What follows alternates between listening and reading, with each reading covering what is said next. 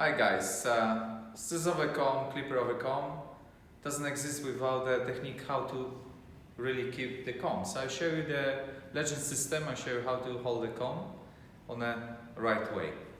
So we're gonna call passport picture. So when you find a passport picture, you're gonna show the passport picture that way. So actually you just turn these three fingers, just make like a fist, and here is like showing passport picture. So you don't show it like this, you don't show it like this, you're just showing like this. So this is your slide inside comb, yeah?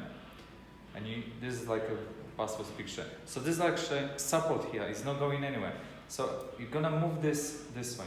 In beginning, your comb is gonna slide inside, so don't worry, just take him a little bit outside.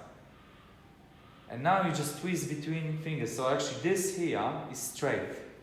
You just do this. So from this position, you go to this position. It's yours. So your finger is not going that far.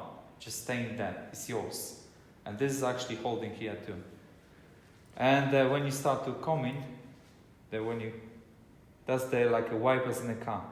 You start it from here and you go whole movement. Whole movement. Don't do this. Just whole movement. And passport picture. And passport picture. Enjoy!